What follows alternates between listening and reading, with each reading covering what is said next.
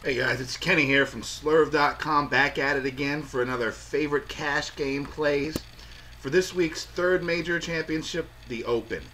One of my favorite majors of the year. I'm a night owl, so it's nice being able to watch golf at 1:30 in the morning. I'm a big fan of that. Always nice to see these links courses, a little bit of change of pace from your typical PGA Tour stop. So let's get into the course info here a little bit. Let's start off. It's the Open Championship. It's going to be played from Royal Troon Golf Club in Ayrshire, Scotland. It's a 7,190 yard par 71. It's a traditional links course, an out and in links course. Many seaside grasses, deep bunkers, rolling type of fairways, very, very tiny greens. The big thing about this course is the nines. The front nine and the back nine play very different. The front is a 4,464 yard par. It's a 3,464 yards with two par fives. Traditionally plays with the wind. None of the par fours are longer than 425 yards, so it's definitely a shorter nine. Golfers will be able to get most of their scoring done here, especially on the par fives. The par five fourth is reachable by everyone, and some of the longer hitters are going to have 7-8 iron onto the green for their second shot. So you'll see a bunch of eagles there. The other par five on the front is a little bit longer, but can still be reached by a lot of the players as long as it's not too rainy and the conditions aren't too soft. Scoring definitely needs to take place here on this front nine. Now the back nine, totally different. It's a 3,713 yards with only one par five, and all the par fours range from 430 to 500 yards, where in the front, none of the par fours are longer than 425. The very long back nine, it's made even longer by the wind. The wind is traditionally in the golfers' faces when it comes to this back nine. Gary Player actually once called the back nine in Troon the most difficult in golf if the wind is blowing. And it is in Scotland, it is right by the sea, so more than likely the wind will be blowing. When it comes to stats this week, I'll be looking at a good drive percentage and scrambling for all 18 holes, and then personally I'm going to be looking at specific stats that are correlated to each nine. Couple other things that are going to be important here at the Open Championship. Recent form looks very important. The majority of the winners at the Open the last 15 years have either won a tournament leading up to the Open Championship that they won, or they've been playing extremely well with high finishes. If you'd like a more detailed course description and all my key stats for the course and some strategy info for the Open this week, check out my article on ProjectRoto.com. It is free to read for everyone, so go check that out. So let's start with the picks. My favorite cash game play this week. It's going to start up high. I don't mind using the top four guys, but personally I like to save a little bit of salary, and I'm going with Adam Scott at $10,600. Scott loves the Open Championship. Even though the Open plays on different courses every year, they have a rotation, they still have the same similar links type features to the course.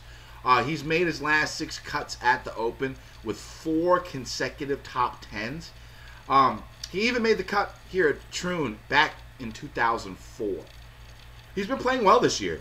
8 top 20s in his last 10 events with 4 top 10s and 2 victories in that span.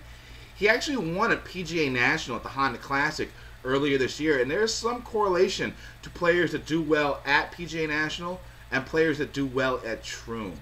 Really good stats for the course. He makes a ton of birdies, plays par fives well, solid tee to green game, great with proximity stats. He's actually really good with his short irons, and he's really good with his long irons. So that's going to be helpful because you'll be hitting a lot of wedges in the short front nine. You'll be hitting a lot of long irons on the long back nine. So having good proximity stats in both of those ranges, from like 50 to 150 and then 200 plus, it's going to be really, really advantageous for Adam Scott this week.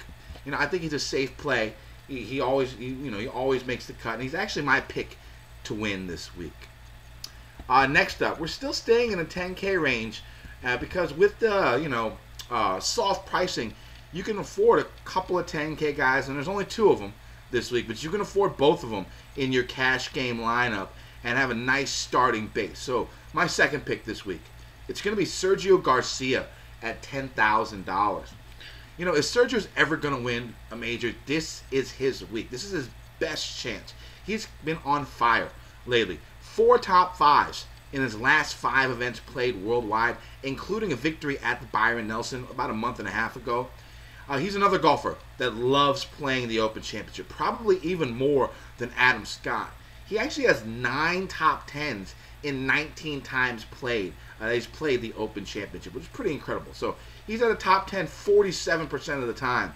He's teed it up at the Open Championship. That's, you know, really, really solid. And at $10,000, I mean, I think it's still a value. I mean, I think, you know, it's still a value to get Sergio at 10K. You know, he has solid tee to green game, hits his wedges well, has solid good drive percentage, makes a bunch of birdies. He also has that low piercing ball flight, which could help a lot if the wind blows, especially on the back 9 when the wind is in the face. You want to keep that ball nice and low underneath the wind and try and get it rolling on those firmish fairways. So, you know, it's really easy to start a lineup with Adam Scott and Sergio Garcia, like I said, due to the soft pricing, and that's how I'm going to go about it. You can still afford another 8K golfer. You can still afford 2 more 7K golfers and only have 1 6K golfer, and it'll be a solid lineup with Sergio and Adam Scott at the top. Next pick, it's going to be at Zach Johnson at 8,100. You know, Zach, very mentally strong golfer. You saw it last year at St. Andrews. He went into the tournament last year at St. Andrews, and in interviews he said that, you know, this course doesn't suit him. He's not the biggest fan of the course. And what did he do? He went out on that back 9 on Sunday and took it from everybody, and he won. He won the Claret Jug. So, you know, if he can not like a course, he's like the anti-Bubba. If he doesn't like the course, he doesn't like the setup, he's still going to go out, he's still going to grind, he's still going to play hard, and he's still probably going to make the cut. You know, it looks like he's comfortable with his new PXG clubs. He has 2 top 10s in the last 2 events on tour, including an 8th place finish at the U.S. Open. You know, even before his success at Troon or at St. Andrews last year, you know, he had 3 top 10s in his last 4 years played at the Open Championship. So even if he doesn't like the course, even if he's uncomfortable with the course, the guy still grinds it out, and he's very strong mentally, and he doesn't make those big mistakes, you know. Like a lot of the golfers can, you know, easily make a double, triple. He sort of avoids that, and even when he does get those big numbers, it doesn't derail his whole round. So that's a really, really good bonus for Zach Johnson this week at 8,100. All right, so my final pick, it's really not a surprise. It's actually probably boring for all of you that have watched these videos for the last few weeks. Of course, I'm going to pick Matt Kuchar at $7,800. And I know you might think I'm being lazy picking him every week, but, you know, since I started using him in cash games at the Players, he's finished 3rd, 6th, 4th, 46th, 3rd. He's been paying off, so why stop using him now? I know he struggled a little bit the last couple of Opens, but he still made the cut, even though and his form this year compared to the 2 previous years is substantially better. You know, he had a top 10 at Harbor Town, the RBC Heritage earlier this year, another course that correlates well with golfers who succeed at Troon. He has 7 top 10s this year, and he's only missed 1 cut. So, you know, to me, it looks like he's a safe play. And he's another guy like ZJ who's sort of unflappable. Like, you know, when he makes a mistake, he gets over it quickly. And you're going to make the occasional mistake here at a Royal Troon. I mean, especially on the back 9. Last time they played a Royal Troon in 2004, there were 1,000 more bogeys or worse on the back 9 than there were in the front. So, you know, it's going to be tough on that back 9, especially if that wind blows at all. And if it's rainy and the wind blows and the conditions get softer, it's going to be very, very long. And I think Kuchar's the type of guy that won't let it bother him. He'll go out there, grind away, do his thing, and be Matt Kuchar, make the cut. And, you know, with this form now, the upside, more than likely, is probably still there. All right, so again, my 4 favorite plays this week for cash games at the Open Championship. It's going to be Adam Scott at 10,600, Sergio Garcia at 10,000, Zach Johnson at 8,100, and Matt Kuchar at 7,800. If you're looking for some value plays this week in the lower price range, take a peek at Francisco Molinari. You know, he's very, very accurate off the tee, accurate with his irons, plays the open venues very, very well, and has really good form coming in. And for the way down below price tag, if you're looking for someone in your cash game, take a peek at Steve Stricker. You know, some people might worry that, you know, it's been about 3 or 4 years since he played at an open venue.